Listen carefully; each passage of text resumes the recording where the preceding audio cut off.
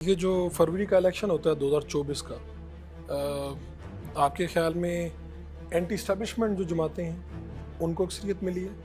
नहीं, इस्टेब्लिशमेंट और anti establishment से ज़्यादा ये है इस वक्त। यानी अगर आप ये कहते हैं कि किसको अक्सरियत मिली, तो सबको मालूम है पीटीआई को अक्सरियत मिली थी।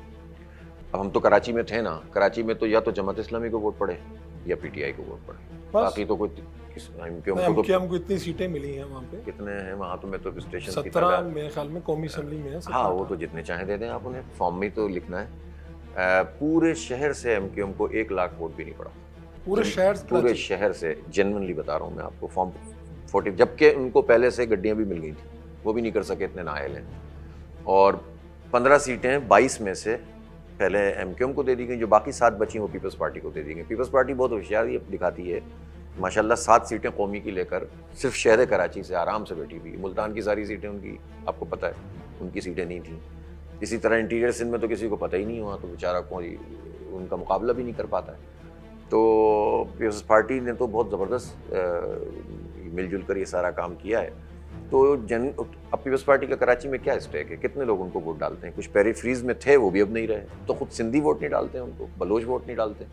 अब तो वो ज़बरदस्ती का काम है, सीधा सीधा एक ख़ानदान 40 वडेरे, इस पर पीपल्स पार्टी चल रही है। तो आप कह रहे हैं कि दोनों इस वक्त जिनके पास कौमी असम्बली की अक्सरियत है, एमक्यूएम और पीपल्स पार्टी, इन दोनों ने सीटें हारी हुई हैं। 100% हारी हुई हैं, और हारी भी ऐसे नहीं हुई कि कोई 10-20 हज़ार का फ़र्क हो, यानी 5,000 और 1 लाख का फ़र्क, और 5,000 वाला जीत गया।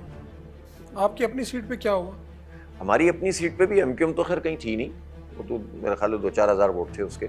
जिस सीट को मैंने छोड़ा था उसमें हमारे वोट थे 30,000 के करीब, और पीटीआई के वोट थे 31,000 के करीब, 1,000 तकरीबन ज़्यादा थे, 19-20 करके। लेकिन जो रिज़ल्ट बना उसमें नंबर 1 पे मुझे किया, और नंबर 2 पे एमक्यूएम को किया, मुझसे कोई 4-5 हज़ार वोट कम करके, और पीटीआई को नंबर 3 किया। तो ज़ाहिर है जो फॉर्म 45 मेरे पास मौजूद थे, तो हमने उसको जमा किया, सारी चीज़ें मौजूद थी, तो हमने जिसकी बनती थी उसका ऐलान कर दिया। तो इसका मतलब आपके हवाले से भी नरम गोशा तो था, आपको नंबर 1 पे लेके आए ना?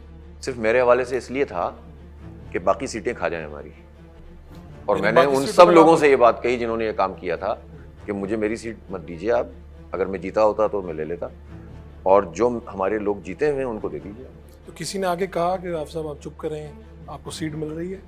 होता है, सब होता है पाकिस्तान में बदकिस्मती से, और काफ़ी कुछ कहा गया, लेकिन जाहिर है हमारे ज़मीर की आवाज़ थी, हमने उस पर काम किया। हम तो इस तरह तो नहीं मांगे तांगे की सीट ले सकते, और हालांकि कुछ भी नहीं था, 10-1200 वोट का फ़र्क था ना, ये 1000 और 1200 वोट का फ़र्क था ना। लेकिन ये तो एक असल हकीकत है ना कि सिराजुल हक साहब हों या आप हों, आप सब अपनी सीटें भी लूज़ करके, और इस वक्त कौमी असम्बली की एक भी सीट जमात इस्लामी के हाँ, पास ये ठीक है, कौमी असम्बली की हमारे पास कोई सीट नहीं है, और जो मजमूई तौर पर फ़िज़ा थी, इस फ़िज़ा में तो इलेक्शन बिल्कुल एक तरफा ही था ना। यानी नून लीग की कितनी सीटें हैं? ये जो लोग 17 कहते हैं ना, मुझे उसमें भी डाउट है, मैं आपको सही बात बता रहा हूँ, मुझे उसमें भी शक है कि उनको 17 सीटें भी मिली हैं कि नहीं मिली हैं। पीपल्स पार्टी की कराची की सीट तो मैं जानता हूँ, उनको बमुश्किल शायद 200-400 वोट के से एक आध सीट जीते हैं, बाकी सब हारे हैं। हैदराबाद की सीटें हारे हैं, ठीक है ना। इसी तरह से एमक्यूएम भी हारी है, और इसी तरह जो इंटीरियर सिंध की सीटें हैं उसमें तो लोगों के पास, बेचारों के पास फॉर्म 45 ही जमा नहीं हो सके, इतना प्रेशर था उन पर। हो सकता है वो इंटीरियर से भी बहुत बड़े पैमाने पे हारे हों, तो जीता कौन है पाकिस्तान में? इसलिए एक खुद हुकूमत की हरकतों की वजह से बिल्कुल एक तरफा इलेक्शन हो गया था, और वो हो गया। आपको नहीं लगता कि जमात इस्लामी की जो मॉडल चल रहा है, इसमें स्पेस कहीं पे इसी में स्पेस बनेगी।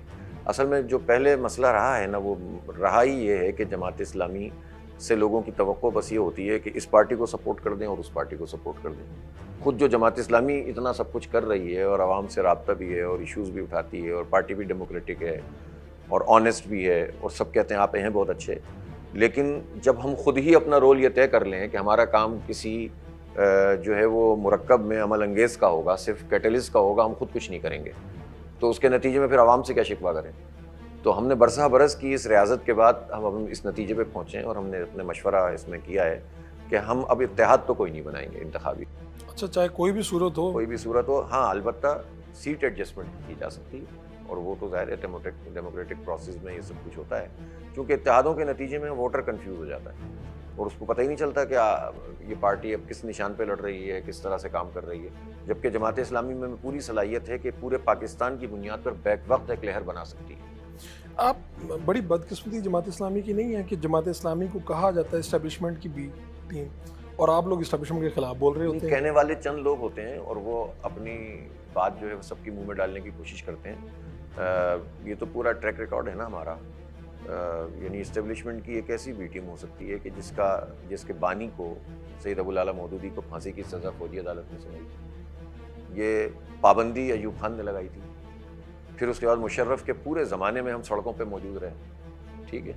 इसी तरह से ज़ियाउल हक़ का सिर्फ एक छोटा सा पोर्शन जो कौमी इत्तेहाद का फैसला था कि चूँकि इनसे इलेक्शन करवाने हैं इसलिए हुकूमत में शामिल हो जाते हैं। जब वो 90 दिन में इलेक्शन नहीं कराया, जमात इस्लामी बाहर आ गई। तो जमात इस्लामी तो अच्छा, और हम अलबत्ता ये भी नहीं चाहते कि हर वक्त तसादुम का रास्ता इख्तियार करें, फ़ौज से लड़ाई झगड़ा शुरू कर दें, इदारों में मतलब फ़ौज और आवाम के दरमियान इतनी तफरीक पैदा हो जाए। अब ये तो ख़ुद फ़ौज की ज़िम्मेदारी है, इस्टेब्लिशमेंट की ज़िम्मेदारी है कि इन हालात में वो अपने आइनी रोल को देखते हुए अपना किरदार अदा करें।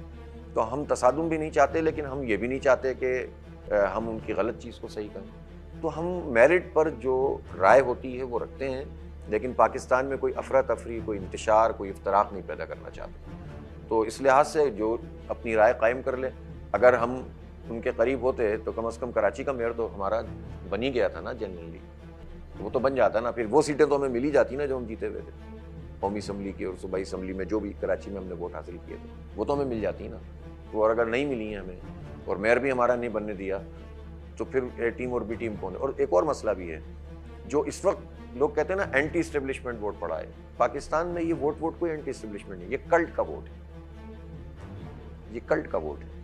और आज अगर पीटीआई की आर्मी चीफ साहब के साथ और फौज के साथ अंडरस्टैंडिंग बन गई, तो जो कल्ट का जो फॉलोअर है ना, वो सारा का सारा फौज के साथ खड़ा हो जाएगा। इसलिए ये एंटी इस्टेब्लिशमेंट वोट नहीं है, ये एंटी इस्टेब्लिशमेंट से ज़्यादा ये प्रो इमरान खान वोट था। और इमरान खान ने अभी 1-1.5 साल पहले ही तो कहा था अमरीकी गुलामी नामंजूर, 2 साल पहले, और इतने बड़े पैमाने पर कहा था, और पूरी कौम खड़ी हो गई थी और लोगों ने समझा था कि वाकई पाकिस्तानी कौम तो वैसे भी ज़ाहिर है अमेरिका से तो उसका मसला भी है। लेकिन अचानक से उन्होंने वापस ले लिया, और पिछले 18, 19, 20 महीने से जो कुछ हो रहा है फ़लस्तीन में, उस पर पीटीआई एक लफ्ज़ नहीं बोलती।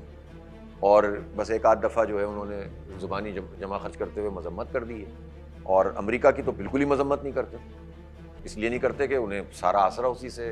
तो ये कैसी अमरीकी गुलामी नामंजूर थी। तो लेकिन लोग जब कल्ट के फॉलोअर होते हैं ना, फिर वो नहीं देखते कि पार्टी उस वक्त ये कह रही थी और अब इस वक्त ये कह रही है।